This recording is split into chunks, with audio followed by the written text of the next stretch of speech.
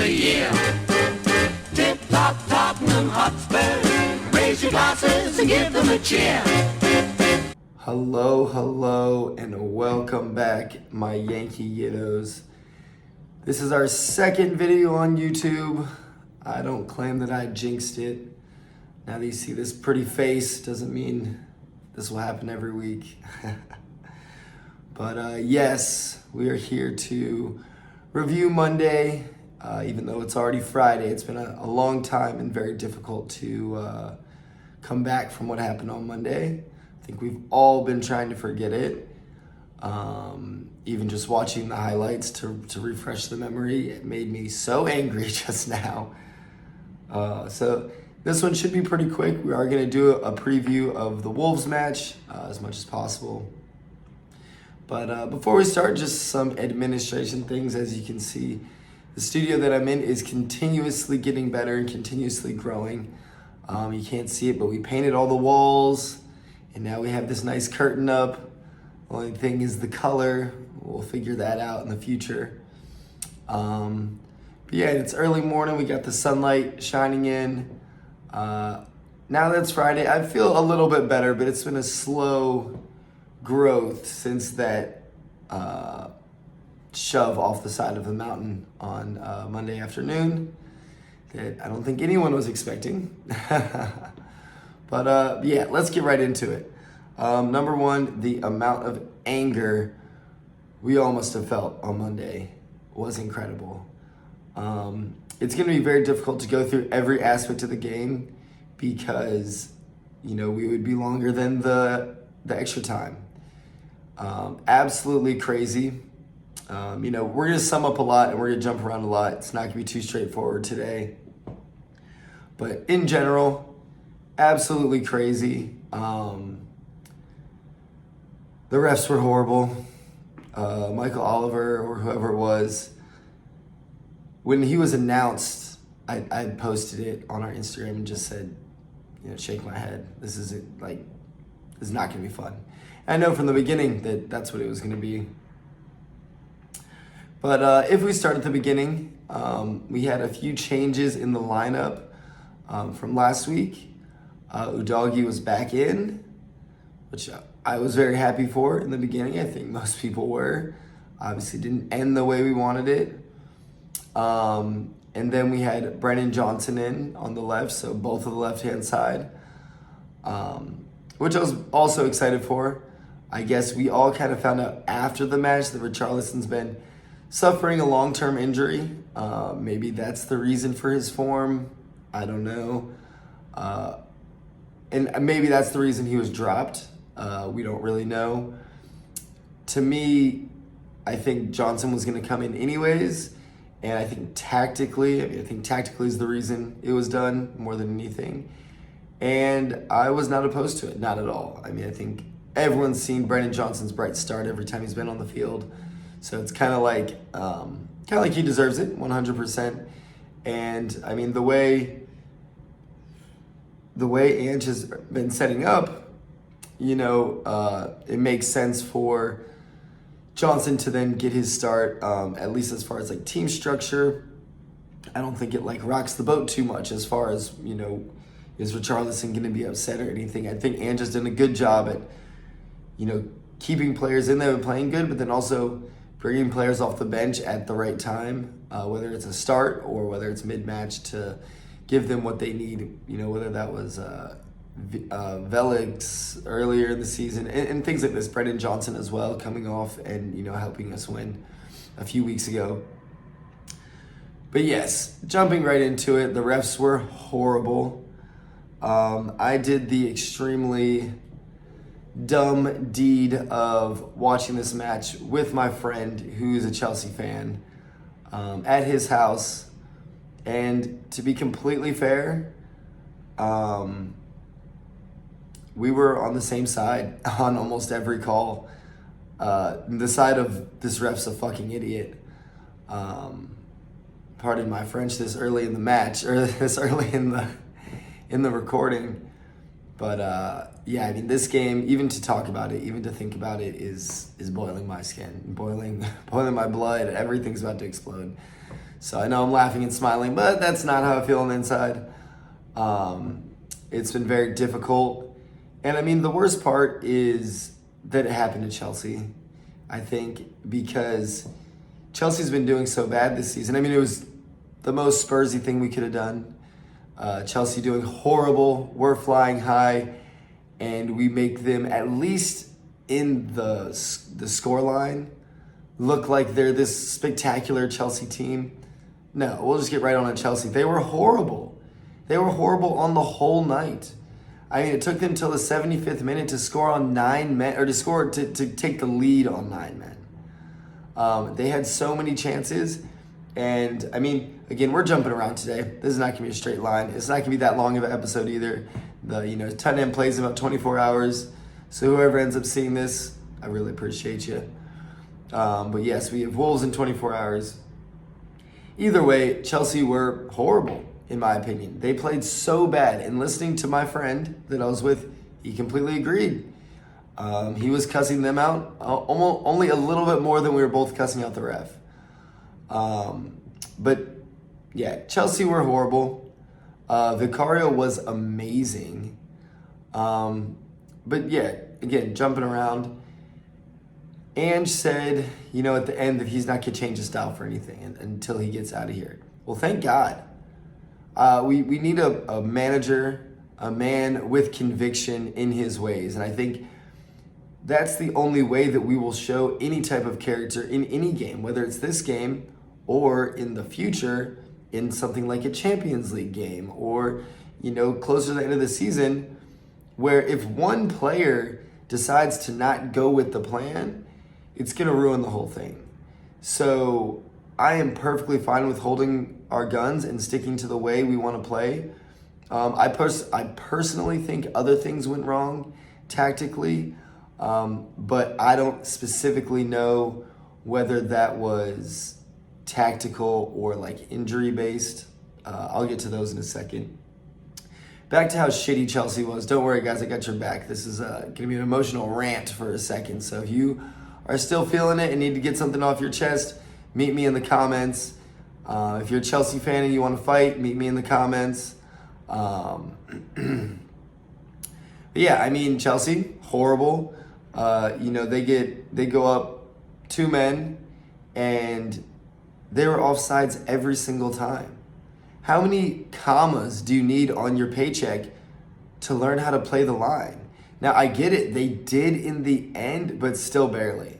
And it's not that their goals were offsides, because there were so many goals brought back for offsides, including one for us that was a hair off a deflection, yada, yada. Should have been a great goal from Dyer. But with Chelsea, Raheem Sterling is 5 feet offsides, and he starts his run every time.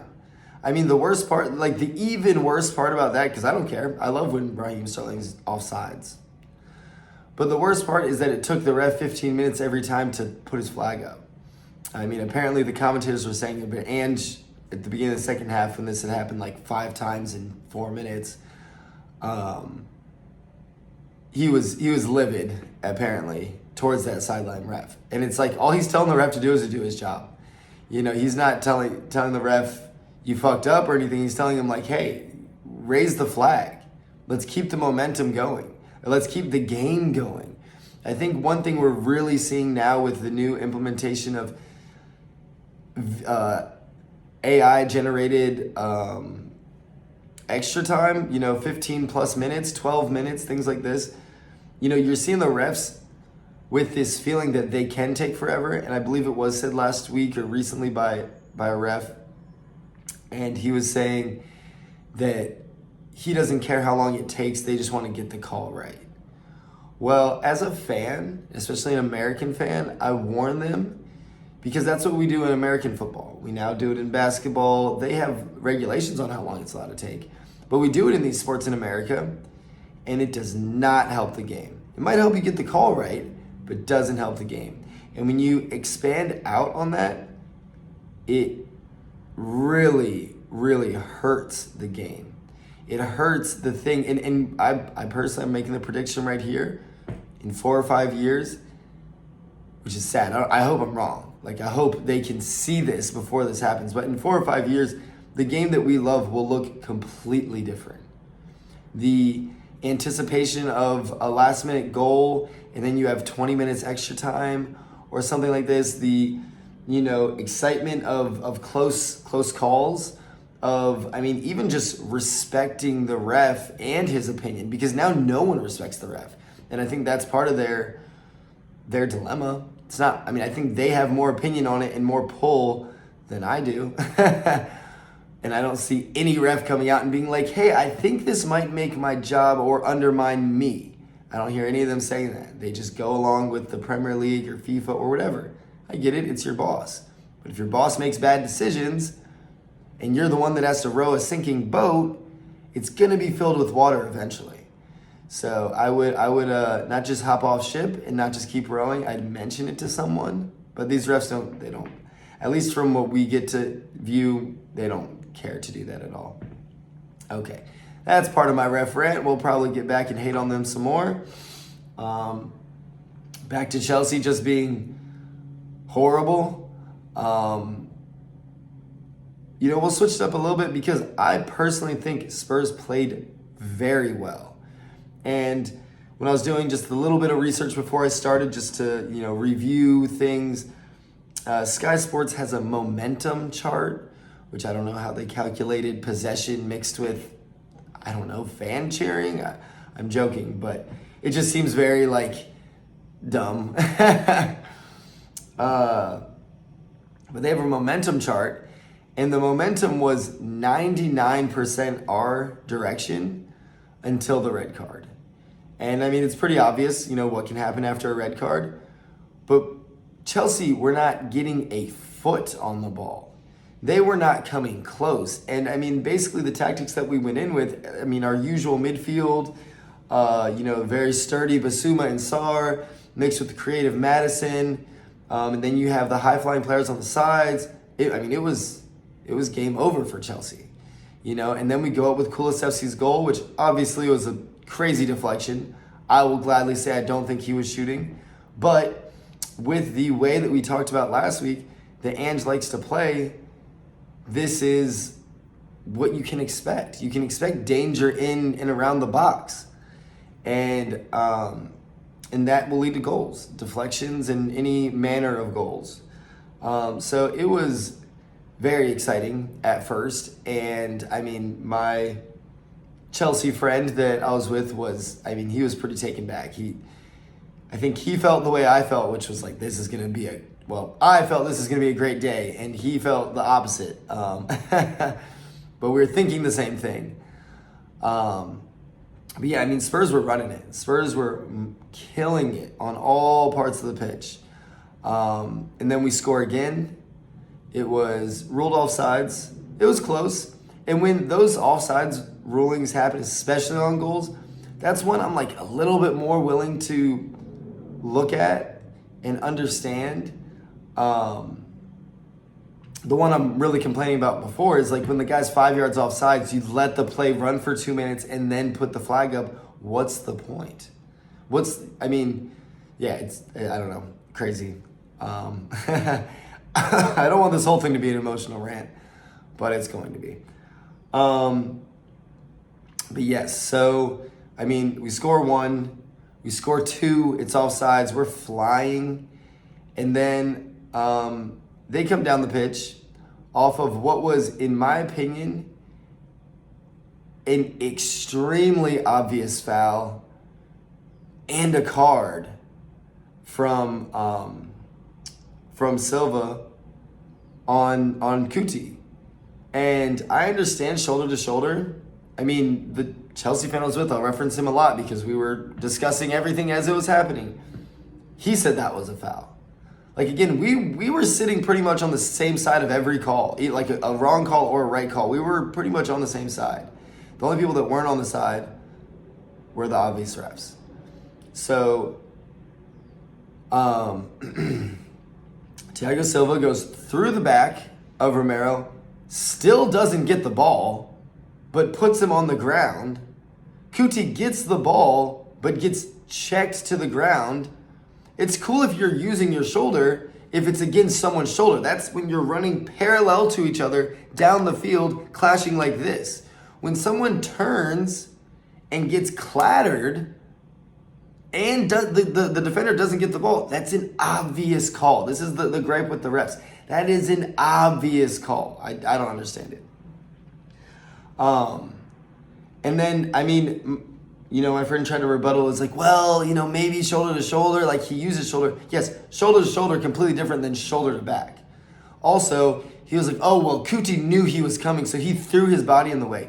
Every player throws their body in the way if you know you're going to get to the ball first. That's how you get a foul called. That's how tons of PKs get called. You know the keeper's going to get there. You make sure you get the last touch before he gets there. Keeper, defender, whatever position. And then they, with their momentum, are not able to stop and they go through you. It's always a call. And then from that, the ball's taken down the pitch and we get scored on. But there's a handball in between. So the handball calls back the goal. But then because they called back the goal, they then take that 10 more minutes to review Kuti Romero getting slammed in the back. Nothing. That he kicks out, which in my opinion could have been a red card. When he kicked out on the player, that could have been a red card. But that was before it had gone 1-1. Easily could have been a red card. I mean, I think should have. And I think me and the other person I was sitting with agreed. We were like, well, I mean, we were both flabbergasted at the Thiago Silva non-call. And then it took 10 minutes to see that, you know, Sterling obviously controls the ball with his hand. And then in that time, they have enough time, because this is my thing about VAR. So like when I was watching the replay, it's like, wait, so if we would have allowed that first goal, do you think they would have went back and reviewed like the other things? Like if the goal wouldn't have got disallowed and there wouldn't have been all that time, would they have been able to go back and see these other things? I might be confusing two other things right now, guys. This episode's more of a rant. We're not going to be able to touch on everything for that same reason. But it was crazy. I think a little bit before that, and the website I was using to try and have everything in front of me just wasn't working. So I'm going more so off memory from what I just watched in the weekend or Monday. But before that, Udogie got a yellow card for what everyone in the room was saying a very soft tackle. Very soft tackle. And not his first yellow card. And in our opinion, not a yellow card.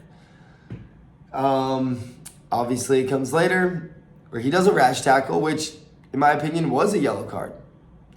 Now him being young, all these things, the emotion of the game.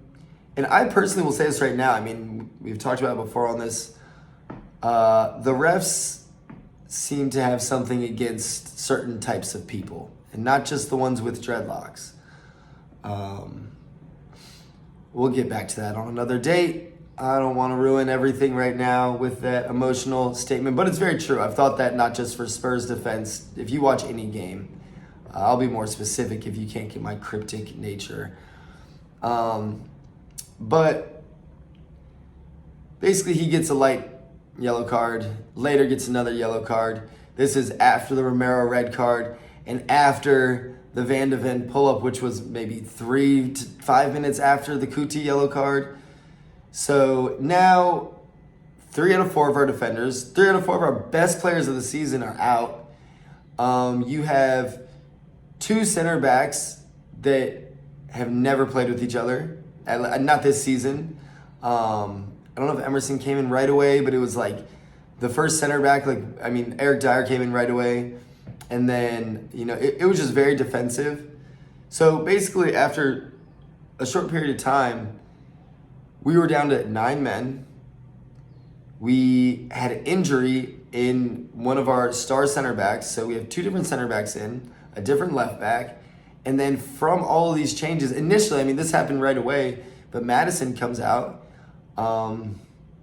Again, we weren't sure, like I wasn't sure. Me and my friend, the Chelsea fan, were flabbergasted that Madison was coming out. We were highly confused. And I mean, he was saying, I think that's the wrong sub. And I was like, yes, that is the wrong sub.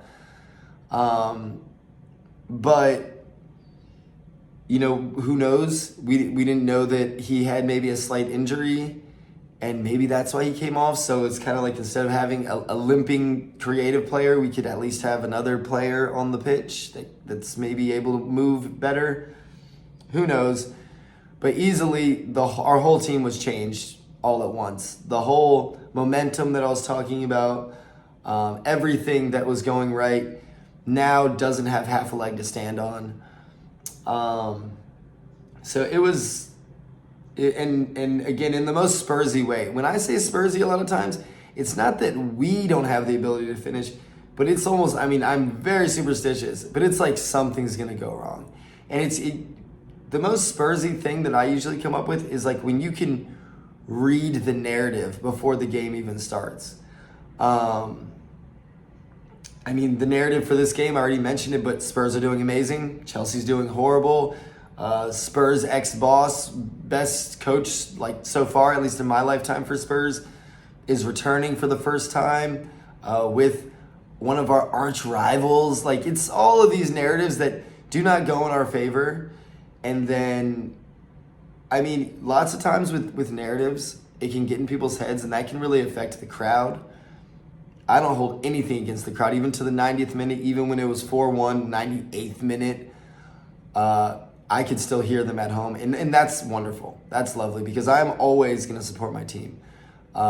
Even when it's going really, really bad, I'll most likely just be cussing out the ref, not as much our team. At least if they're giving their all. I know at the end of last year, there was a lot of players not giving anything, and they were getting some harsh words from me.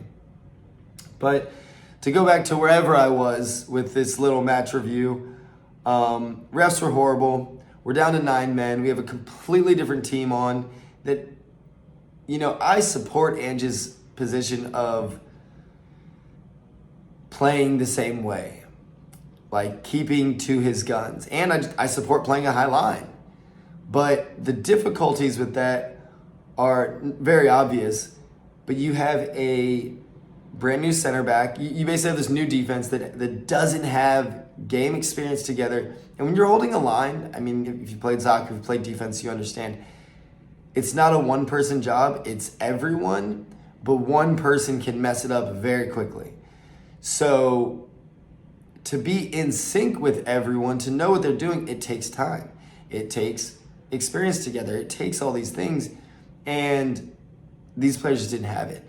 So to hate on them too much would be very difficult, because I think they played amazing. Played very, very well, even with all those lacking things. Experience together, time together on the pitch. Excuse me.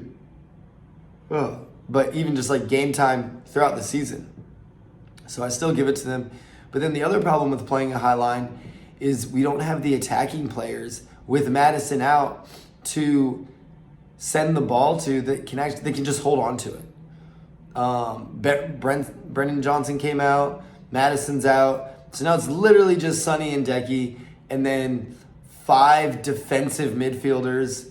I mean, I love Bentancur, I love Basuma, I love Sarr, but they're not Madison.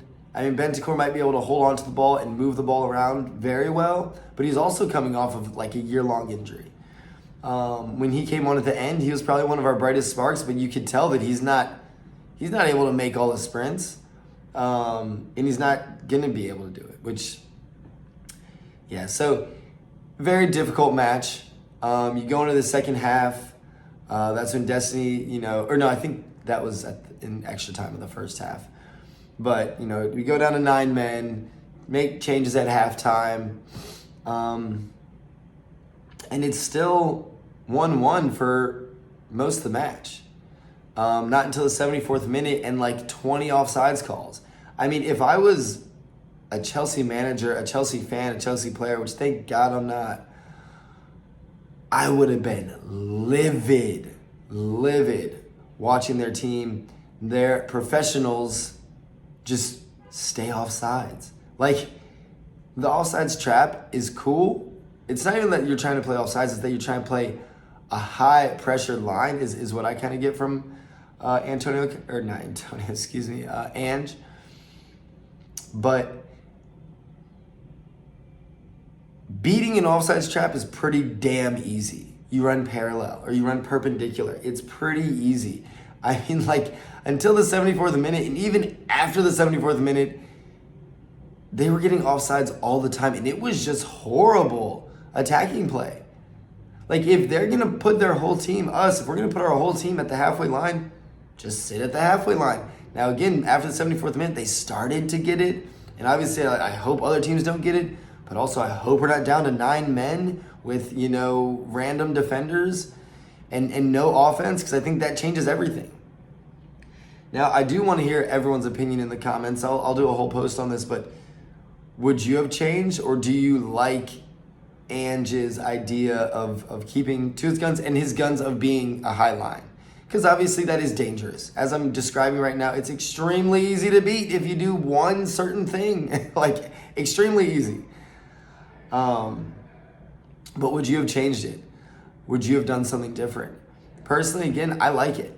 I think even more so than like the defense doing anything wrong, it's just we had no outlets. So the defense can do everything right. We can get 9 offsides calls in a row and really show that our line is working.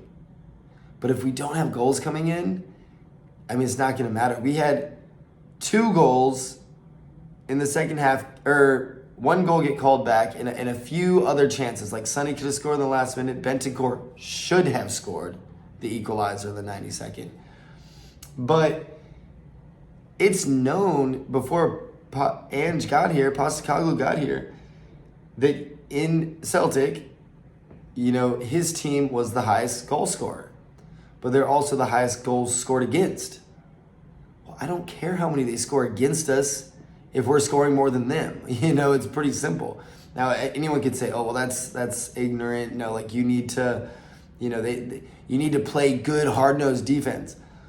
Yes, you need to score more goals than them. That's how you win. When they have 2 more men than you, it's pretty easy for them to score easy goals. Like, if it was any other team, Man City, it could have been 10-1 easily. 4-1 didn't even happen until post 90th minute. It was barely 2-1. And then it could have been 2-2 multiple times into extra time. Like, the 4-1, they didn't spank us. They didn't do anything. And it's so funny when you see children and suckers like Cole Palmer, who everyone, all this Chelsea thinks that he's the next, God's gift to earth. You go to the fans and you shush them. What are you shushing? You're up by 2 men. And 1 goal was a PK. What are you so proud of? So, I mean, I love to see their ignorance and immaturity, because all it's going to do is rile up everyone in the Spurs locker room, which I know it did. The only thing I posted from this week was the date for our next meetup with them, which I think is February. I'm not exactly sure at the moment. But, yeah, I mean, we're going to get scored on, guys. I think we have to understand that. But what he's doing, Ange, is implementing us a way to win games. And as I mentioned earlier, if you forgot or if you're new to the sport, you win games by scoring, keyword scoring, not holding, scoring more goals than them. Now you can say, oh, well, you're down to 9 men. You need to play defensive. You need to do this. And do what? Lose slower? I mean, again, without the offensive players, I think it was going to be hard for us to build up any sort of attack. I mean, other than a counterattack. But there were times in the second half where momentum did start to swing. We did start to see the ball even when we were with 9 men, and we were getting corners, like 2 or 3 corners in a row. And that's when Dyer's goal happened. And Dyer was a toenail offsides, just like all the other offsides, which again, I'm fine with that. You check the lines and it says offsides, whatever. Now, I don't want to take credit from Dyer because that was a great goal. And for him not seeing his first minutes of the season and to be able to do something like that, I mean, I get it. Maybe he didn't fully mean to do it, but no, a looping, side of the foot volley, amazing. And the only thing that stopped it was because, Bentancur tipped it first. If Bentancur doesn't tip it, it doesn't get to him. So, I mean, the goal shouldn't have counted. We get it. But the technical nature of what Dyer did, I'm a fan, huge fan. And I mean, obviously, Dyer's going to play next game. This isn't even a question or a Decky double or anything like that. I mean, I think he has to. If he doesn't, I don't know what we're going to do. But maybe Davies and Ashley Phillips, and that would really just show Dyer that he doesn't need to be here. But, I mean, and you can just see with Dyer, again, we're jumping around so hard in this episode. It is what it is. It's an emotional rant that I hope you guys hear before tomorrow. But you can tell he's slower than everyone else on the pitch. Like, he made that one great slide, but it's like it was only great because he barely got there. If he was able to keep up with the man, he wouldn't have had to slide. But he obviously wasn't able to keep up with the man. Let's see who else. So I mean, okay, yes, one not honorable mention. If there was an actual man of the match, because I guess it went to Nicholas Jackson for 3 very easy goals against 9 men. I get it, hat trick, whatever. But if there was an actual man of the match off of performance for 90 minutes, there's only one answer, and that's our boy Vicky. Vicario was amazing. I mean, I feel so bad for him because 4 got past him, but most of it's not his fault. And if you guys all saw the replay after, I think maybe the second goal or third goal, and Skippy's throwing his hands up at Vicario, Skip, I will smack the shit out of you. Get back there and do your job. If anyone's throwing their hands up, and if it's Vicario, it's out of emotion that he's been left hung out to dry, by multiple red cards and things like this. And he came up huge. I mean, man of the match. We talked about him in the last episode, but what a steal. I mean, I think most commentators I saw afterwards were saying that he was their man of the match. But it's hard to not give it to the hat trick. Ugh. Sorry, guys, it's early here. Sun's just coming up. But yes, I think that's my emotional rant. 30 minutes of how much I hate Chelsea. And I mean, the thing is, you go back and you look at like the Battle of the Bridge and stuff, and you listen to the referee's statements afterwards, whatever is Mark Clattenburg. I mean, he said in interviews that he was affecting the game with his cards and with his lack of cards and things like that. Refs are not dumb. They know they have an effect on the game. But I don't think they know, especially with VAR now, like how they're maybe the old way of, speaking to a player or warning them. Like, you had your old way of controlling the game. Now it's even further away out of their hands, but they still control the game so much. And yeah, the refs were just so bad. I mean, it breaks my heart because Spurs, I mean, you got Jurgen Klopp complaining about refs. You got Arteta complaining about refs. You got Ange being pretty stand up about, just respecting what's called. But God, these refs have been horrible, and they're just getting worse. I think that's my part of it. And then I guess the other part is Spurs, for ever since I've been a Spurs fan, have always got the short end of the stick. Whereas, Man United, Chelsea, all of them will get that extra minute after the 95th minute. When there's 5 minutes, it'll go to 96 and a half, and then they score in the 96 and a half minute. I know we score late goals, but I'm saying, like, it seemed for, again, ever since I've been a Spurs fan, which is most of my life, ever since I've been watching professional soccer, Spurs have gotten the short end of the stick. They're like the redhead stepchild or whatever, the Cinderella, that nobody likes and, just gets thrown all the bad chores. But yes, I'm gonna tap out of that one. Ugh. And we're gonna look forward to Wolves. Let's see what we can do. All right, so looking ahead to the Wolves match, we're gonna start with this because it's pretty obvious. So we're away at Molineux. Wolves have been not half bad this season. They've had a lot of players that have been shining in different parts of the pitch. But for us, obviously, I think even with all the absences, it'll be a little bit of a breath of fresh air just to hopefully, be back on the pitch again and have the Chelsea match and everything, every minute of extra time in the past. Again, I just ranted about it for 30 minutes, but it's over now.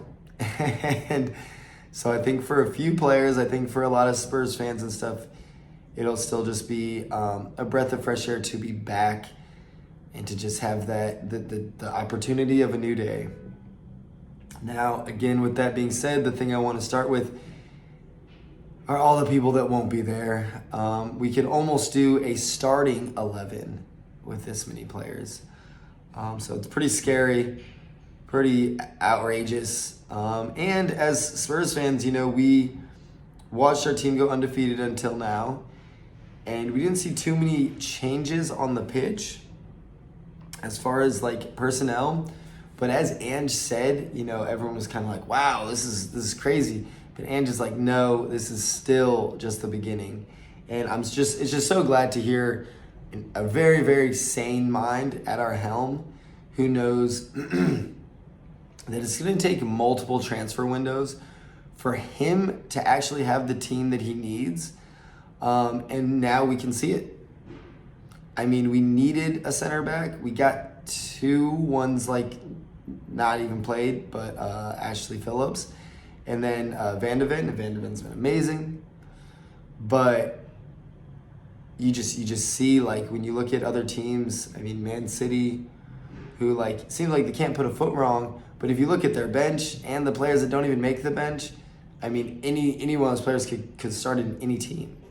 So it's a big difference. And Pep's been there for years. He's been building this team. He's been through multiple generations of his team. So he's got old players that are his mixed with new players that are his. Ange has old players that are old, and then players he likes, and then players he brought in.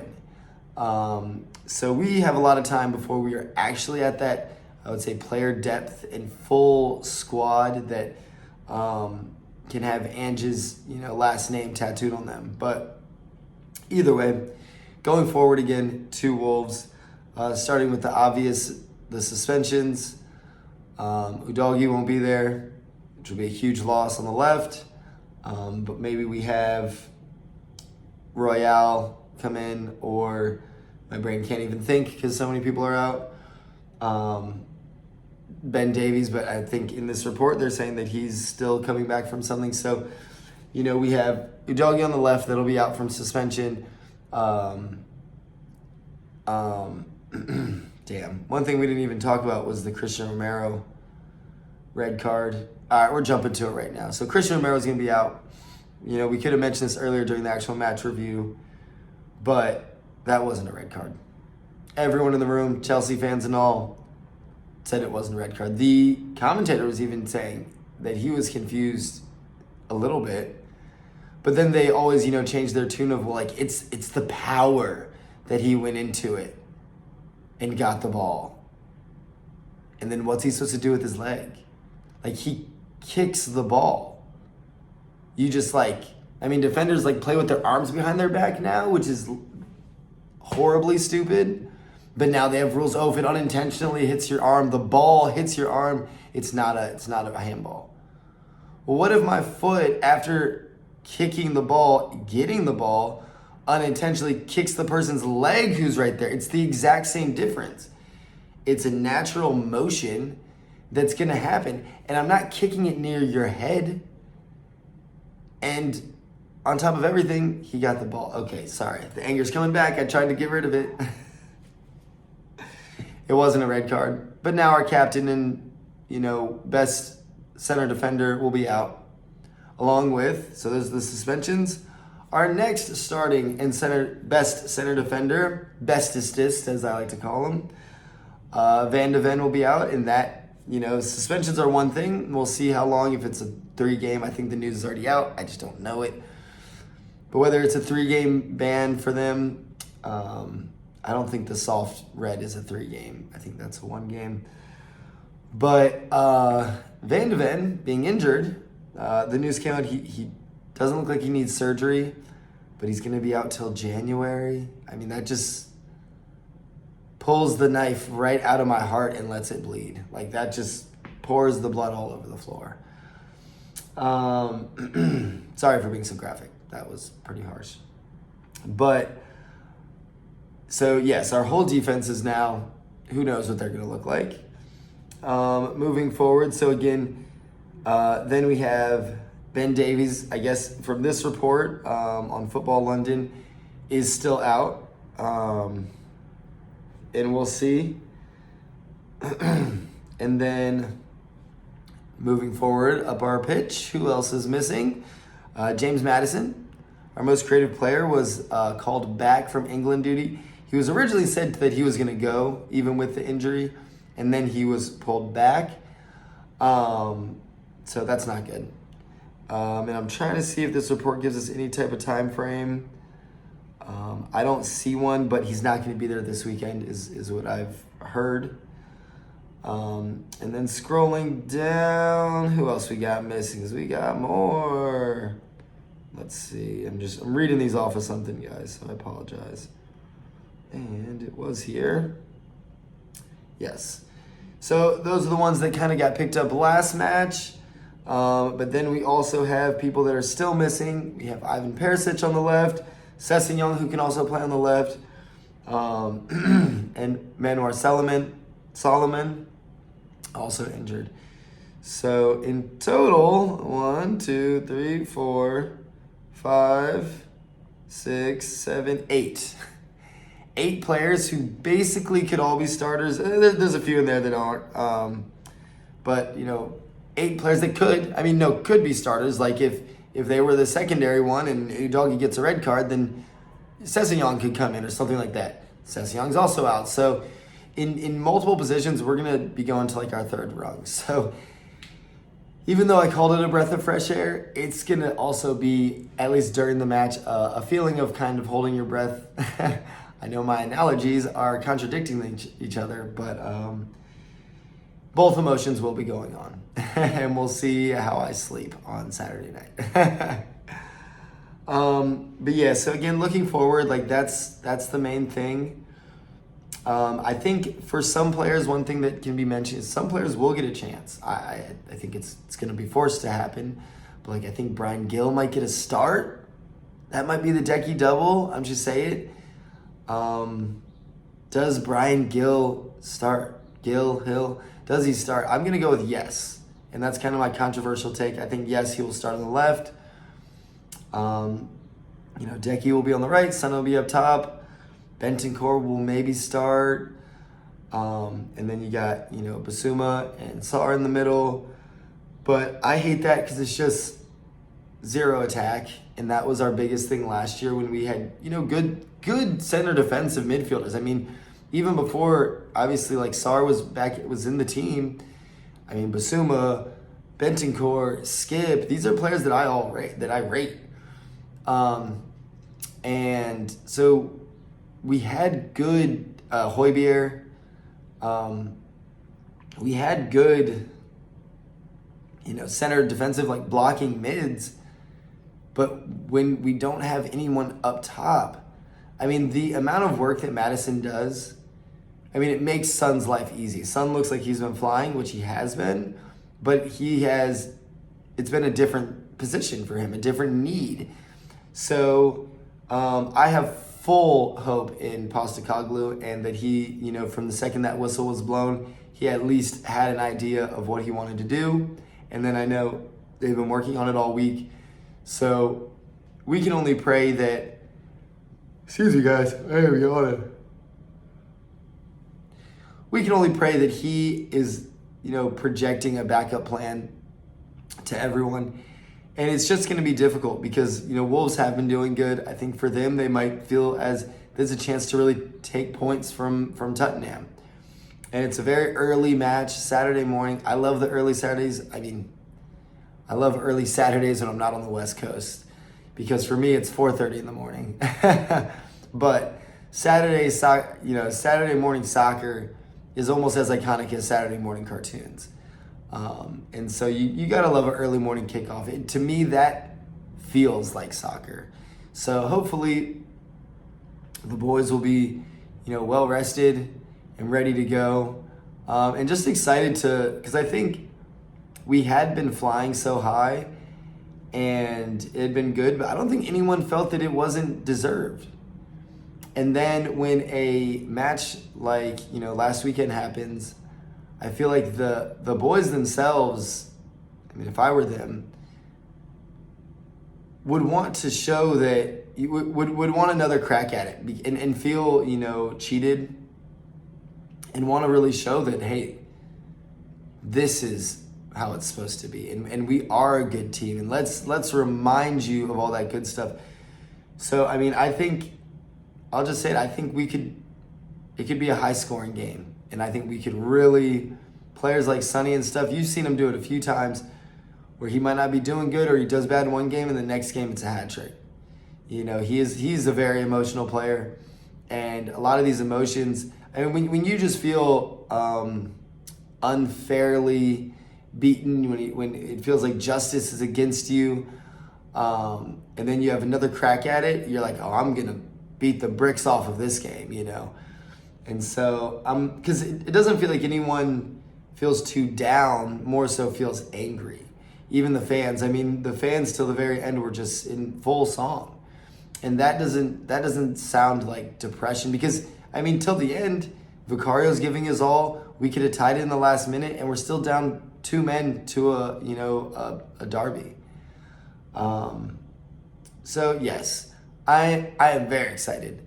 And I'll just say it. I just thought of this, but I'm actually very excited to see what the lineup looks like. We don't want these people out, especially the injuries, obviously, because not only could that be 2 months to get back on the field, that could be 7 months till they're back to normal. 7 months till they'll be able to do a full 90-minute or like rely on the sprints that, Van de Ven has to do 24/7.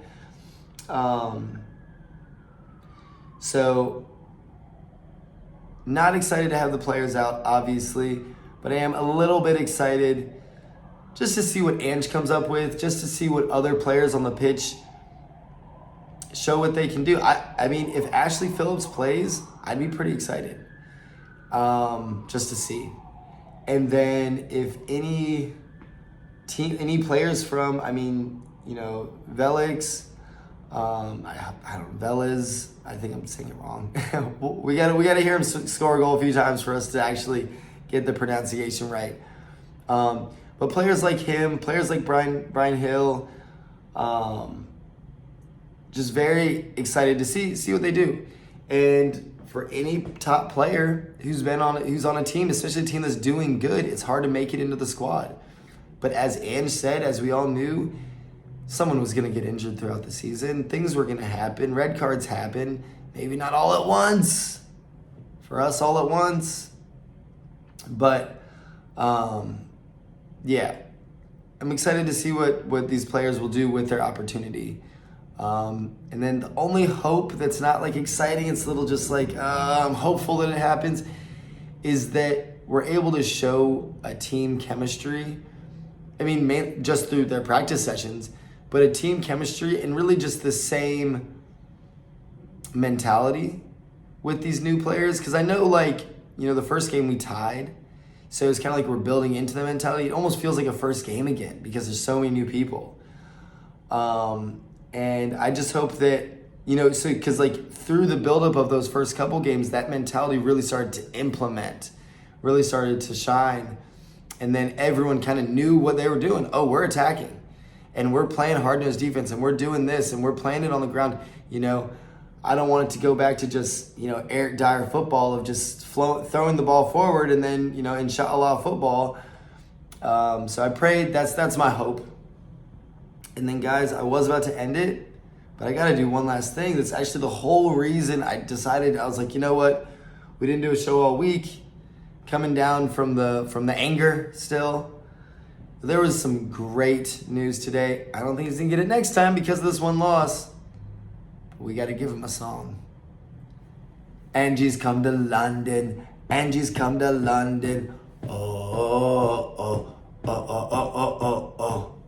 3 months in a row. Has anyone ever done that? I mean, I just saw the news on the way into the studio, so I don't know if anyone's ever done that. I want to say no Spurs coach has ever done that, and I think, as we learned last month, no coach has ever done it in their first 2 months Premier League manager. Now it's 3 months.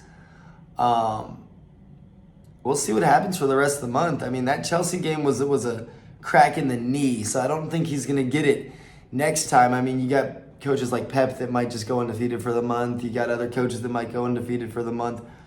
But we got to give a big hand to our coach. I'll say it, to Daniel Levy for bringing this man in, and our whole staff, our whole chair, like everyone. So to Ange and all the coaching staff, because it's been great. I mean, the mentality, the brotherhood, the togetherness all over the field, the emotions from the fans. So that includes like how he speaks to the press, how he speaks to the fans. It's not just that he can speak English well or something like that. No, it's like the endearment that he has with his statements are so powerful. And so I'm just so happy and, in my opinion, blessed to have Big Ange on our side. And so congratulations on 3 months in a row. We'll pray for 4. We'll see what happens. We'll see what happens the rest of the month. We got some big matches the rest of the month. It's going to be an exciting time. Everyone knew Chelsea wouldn't be easy. No one knew it would be so dumb. But the rest of the month it's going to be exciting. And this is going to be an exciting year for Spurs. I think we all know that. It's been so exciting already. Don't get down. Even if next game doesn't go perfect, don't get down, because what could be building right here is a multi-year. I mean, that's what we're praying for. I think ever since, Alex Ferguson, and that generation of coaches and things retired, we haven't been able to see that. There's few, but especially at Spurs, we had Pochettino, but I don't think he gave us a sturdiness in every game. He gave us a sturdiness in mind that we are going to give our all, but I don't know about play and style and excitement and things. With Ange, it's like, oh yeah, we're not going to change. We're going to play a high line. And as I said, we're going to beat the bricks off you, as he said too. Like, I don't mind if you figure out our tactics. Now just come outside and beat me. It's like, you might know how I box, but now get in the ring and box with me and see if you can beat me. So Ange will be figured out more and more as he plays more and more, and teams, coaches, players go against him. But we're going to keep going. I've got my head up. I'm super excited. For anyone who tuned in this week, for anyone who tuned in last week, I really appreciate you. This will be on YouTube. Like, share, subscribe, all that good stuff. You can follow us at the Yankee Yids Show on Instagram. We are the Yankee Yids Show, presented by the StateSide Spurs. And again, this is just the beginning, guys. The studio is going to keep growing. The page is going to keep growing. I appreciate you guys for tuning in. Last but not least, come on, you Spurs. Come on. Tip-top Tottenham Hotspurs, the greatest team of the year.